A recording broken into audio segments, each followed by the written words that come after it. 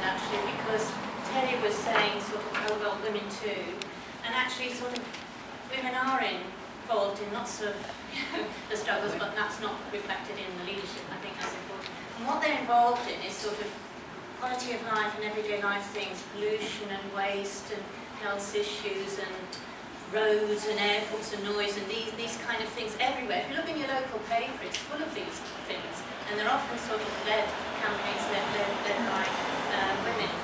And I think what also we have to learn in relation to women is that using, Liam was talking about using different kind of methods of organisation and so on.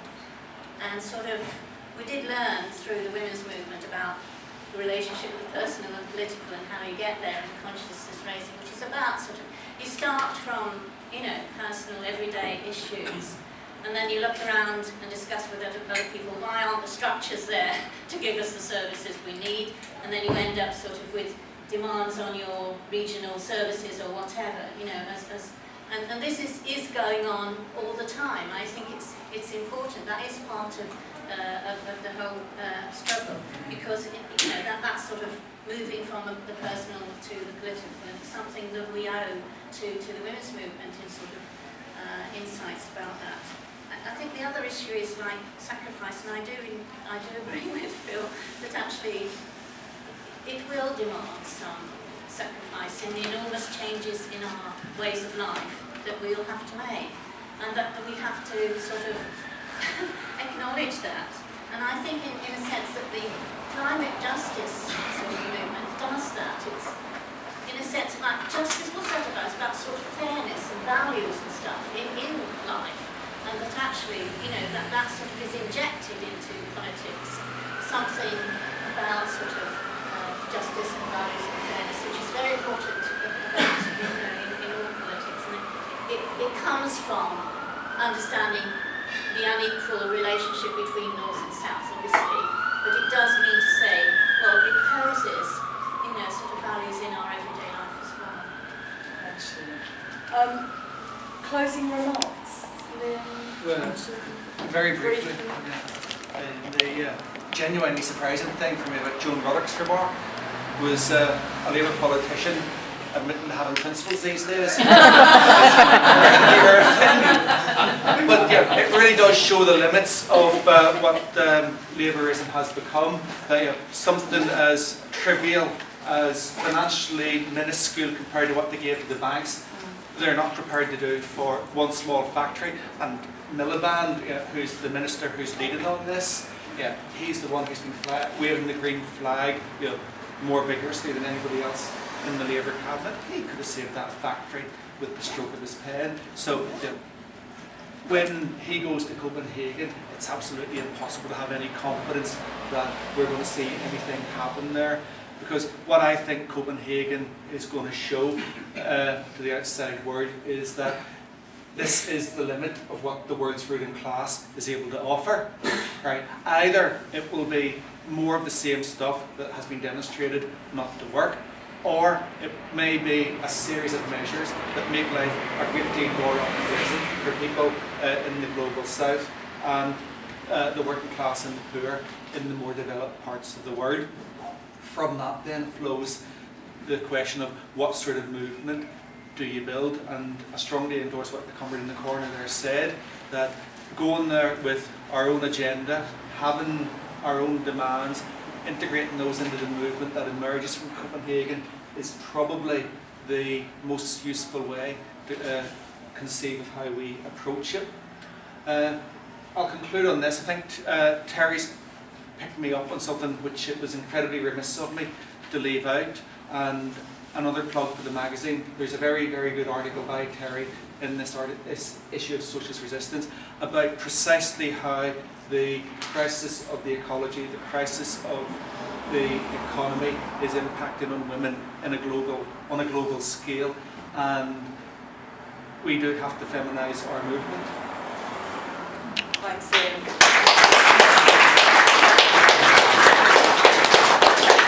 And Andy, closing remarks?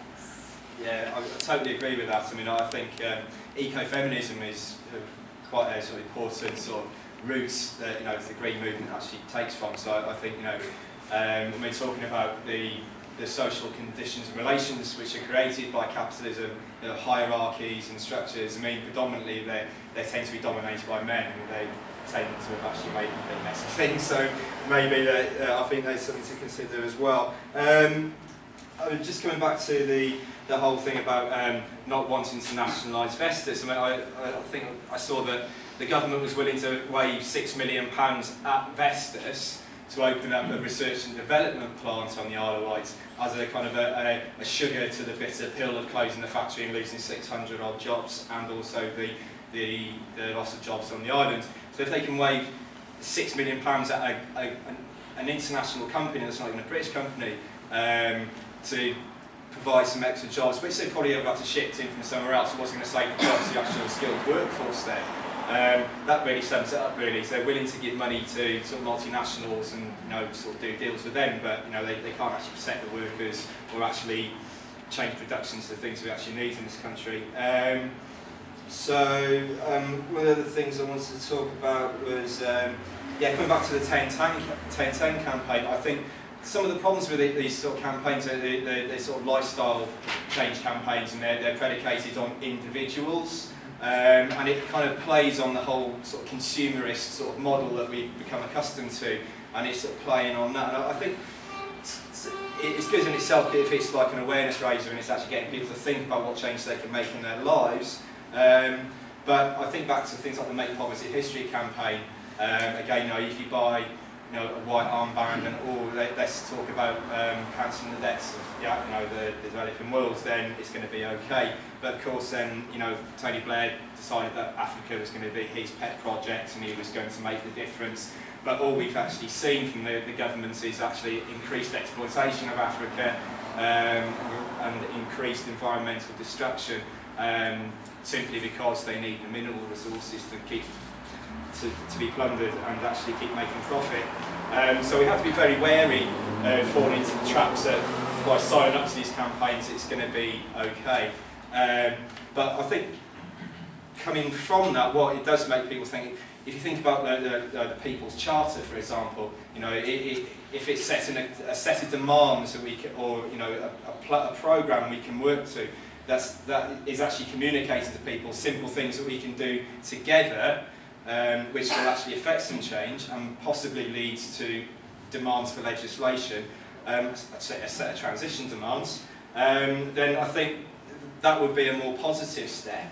And I think that the talk about the campaign against climate change, campaign for 1 million green jobs, some of the academic work that Campaign Against Climate Change is doing, which trade unionists, academics, politicians, and bringing these ideas together, and almost budgeting, saying that this is a programme, a set of demands we can actually push forward, and it's coming from people who know what they're talking about, not you lot.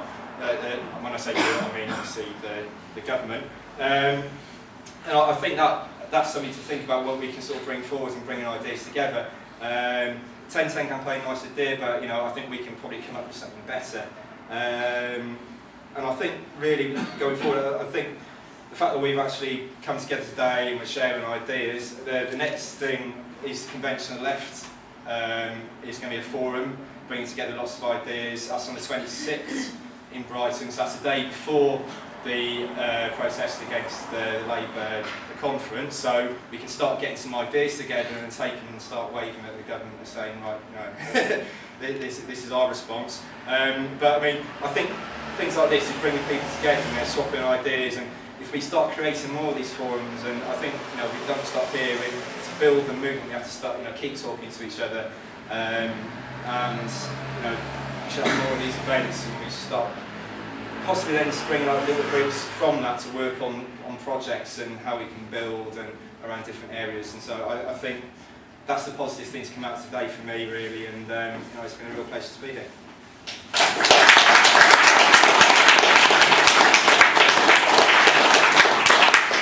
Well, I was going to end on a really serious note, but I won't. And I was going to read you out a little ditty that I wrote, but it's very silly.